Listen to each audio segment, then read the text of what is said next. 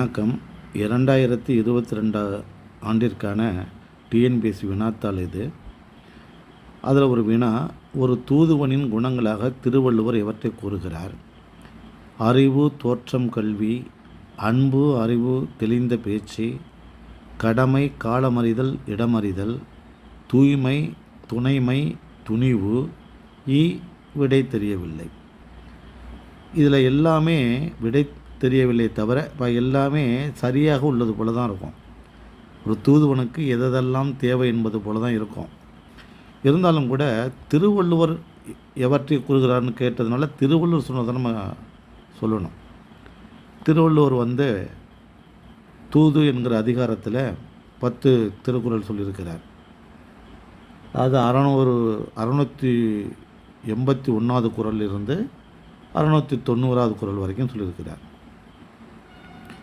அதில் எல்லா விதமான குணங்களையும் ஒரு தூதுவனுக்கு சொன்னாலும் கூட இந்த 4 விடைகளில் அவர் எங்கெங்கே சொல்லியிருக்கிறார்னு தான் பார்க்கணும்.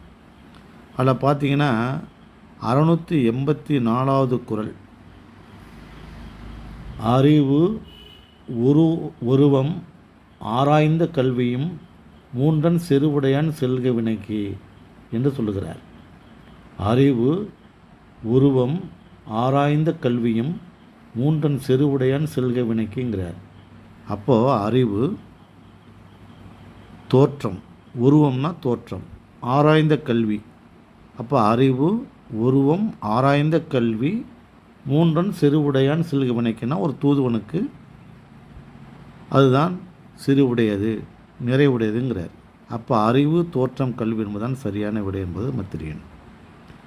அதுக்கு அடுத்து பார்த்திங்கன்னா, நெய்யால் எரிநுதிப்பேம் என்றற்றால் கெவ்வையால் காமம் நுதிப்பேம் எனல் என்னும் குறளில் நுதிப்பேம் என்பதன் பொருள் என்னன்னு கேட்குறாங்க.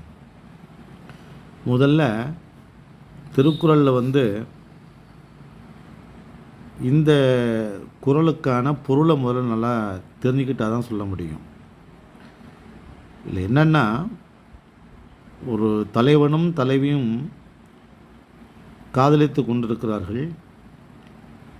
அவர்களுடைய காதலானது அந்த பெற்றோருக்கோ அல்லது ஊருக்காரர்களுக்கோ பிடிக்கவில்லை என்றால், ஒன்று அந்த தலைவனிடம் அந்த பெண்ணை பற்றி இழிவாக சொல்லலாம், அல்லது அந்த தலைவியிடம் அந்த ஆணை பற்றி இழிவாக சொல்லலாம். அப்போ தான் அவர்களுக்கு இடையிலான அந்த காதல் அருந்து போகும், இற்று போகும் என்பதற்கான ஒரு வழி. அதான் கவ்வைன்னு பேர். கவ்வை அப்படின்னா அலர்னு பேர். அலர் அப்படின்னா ஊரார்கள் பழி சொல்கிறாங்க இல்லையா, அதான் தமிழ் இலக்கணத்தில் அலர் அப்படின்னு பேர். அலர் அப்படின்னா ஊரார் பழி சொல்கிறது, அலர் அப்படின்னு பேர். அந்த அலர் அப்படிங்கிறது தான் கவ்வை அப்படின்னு பேர், பழி சொல்லுன்னு அர்த்தம். அப்போது அலரால் பழி சொல்லால் காமம் நுதிப்பேம் எனல், அதாவது அந்த காமமை, அந்த காதலை அழித்து விட வேண்டும், அவித்து விட வேண்டும் என்று நாம் நினைப்பது எதை போன்றது என்றால், நெய்யால் எரி நுதிப்பேம் என்றால், ஒரு நெருப்பு எரிஞ்சிக்கிட்டு இருக்குது, அதை தண்ணி ஊற்றி அணைக்கலாமே தவிர அதை அணைப்பதற்கு நல்லா சுட சுட நெய்யை எடுத்து ஊற்றினோம்னா, அது நெய்யினா எண்ணெயின்னு அர்த்தம், எண்ணெய் எடுத்து ஊற்றினோம்னா அது எவ்வாறு அணையும்? அப்போ காதலர்களை பற்றிய ஒரு பழி சொல்லாலோ அலர் தெரிவிப்பதனாலேயோ அவர்களுடைய காதலை நாம் அவிப்போம் என்று சொல்வது. நுதிப்பேம் அப்படின்னா அவிப்போம், அதை அணைத்து விடுவோம் என்று நினைப்பது நெய்யால் எரி நுதிப்பேம், நெய்யால் எரி நுதிப்பேம் என்பதை போன்றது. அப்போ நுதிப்பேம் அப்படின்னா அவித்தல், அணைத்து போகிறது, அணைய வைக்கிறது. அப்போது அவித்தல் என்பதுதான் சரியான விடை.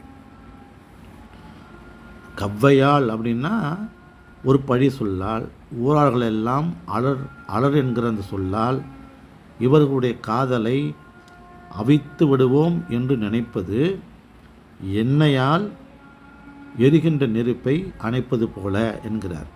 அப்போ நுதிப்பேம் என்றால் அவித்தல் என்று பொருள். சரி, இந்த அப்போ விடை வந்து அவித்தல். இந்த 2 திருக்குறளையும் இதையே நான் சொல்கிறேன் அப்படின்னா, டிஎன்பிஎஸ்சியில் 100 மதிப்பெண்கள் தமிழில் கேட்கப்படுகிறது மொழி தேர்வு. மீதம் 100 மதிப்பெண்கள் உங்களுக்கு மீதம் உள்ள மதிப்பெண்கள் 200 மதிப்பெண்கள் வந்து உங்களுக்கு பொது அறிவில் கேட்கப்படுகிறது. பொது அறிவில் கேட்கப்படுகிறது. இந்த பொது அறிவில் தமிழில் பல வினாக்கள் கேட்கப்படுகிறது. பொது அறிவிலே தமிழில் பல வினாக்கள் கேட்கப்படுது. கிட்டத்தட்ட ஒரு 6-7 வினாக்கள் கேட்கப்படுகிறது. அந்த 6-7 வினாக்களில் திருக்குறளே வந்து 5 அல்லது 4 வினாக்கள் கேட்கப்படுகிறது. இப்போ இந்த வினாக்கள், இந்த 2 வினாக்களை கேட்டிருக்கேனே, 143 144 இது தமிழ் மொழியினுடைய தேர்வு அல்ல. தமிழ் பாடம் முதல்ல முடிஞ்சிச்சு, 100 மதிப்பெண்ணோட முடியுது, 100வது வினாவோட முடியுது. 101வது வினாவிலிருந்து பொது அறிவு, அது கணிதம், அறிவியல், சமூகவியல், அதுலேயும் தமிழ் வருது இல்லையா, அதில் ஒரு 6 மதிப்பெண் கேட்குறாங்க அல்லது 7 மதிப்பெண் கேட்குறாங்க. இந்த 6 அல்லது 7 மதிப்பெண்ணில் 4 மதிப்பெண்கள் கட்டாயமாக திருக்குறளிலிருந்து கேட்கப்படுகிறது. இப்போ இந்த 2 வினாவும் வந்து அந்த பொது அறிவு வினாவில் தான் கேட்டிருக்கிறாங்க. 143வது வினாவும் திருக்குறள் தான் கேட்டிருக்கிறாங்க, 144ம் திருக்குறள் தான் கேட்டிருக்கிறாங்க.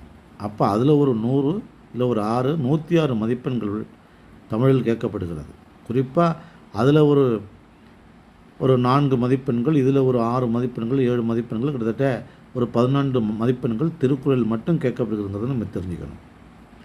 எனவே தான் நம்ம முழுமையாக தேர்வில் முழு மதிப்பெண் பெற வேண்டும் என்றால் தமிழில் நன்றாக படித்தாலே ஒரு 100 மதிப்பெண்கள் மேலாக நாம் பெற்றுவிடலாம் என்பது நீங்கள் தெரிஞ்சுக்கணும். அதற்கு இலக்கணமும் படிக்கணும், இலக்கியமும் படிக்கணும், மொழிகளையும் படிக்கணும், தற்கால இலக்கியங்களும் படிக்கணும், இன்றைக்கி வரக்கூடிய ஆட்சி மொழி தமிழையும் படிக்கணும், பிறமொழி சொற்களை தமிழ் வழிபடக்கூடிய மொழிபெயர்ப்பையும் படிக்கணும். கொஞ்சம் முழுமையான ஒரு அகலமான, ரொம்ப ஆழமாக போகாமல் ஒரு அகலமான படிப்பை நம்ம தமிழில் படிக்கிற போது கட்டாயமாக நம்ம இந்த தேர்வில் வெற்றி பெறலாம். இந்த சேனலை நீங்கள் சப்ஸ்கிரைப் பண்ணுங்கள். சேனல் நீங்கள் சப்ஸ்கிரைப் பண்ணிட்டீங்க அப்படின்னா ஒரு நாள் முழுமையான தமிழ் வினாத்தாளை நாம் முழுமையாக ஆராயலாம். நன்றி, வணக்கம்.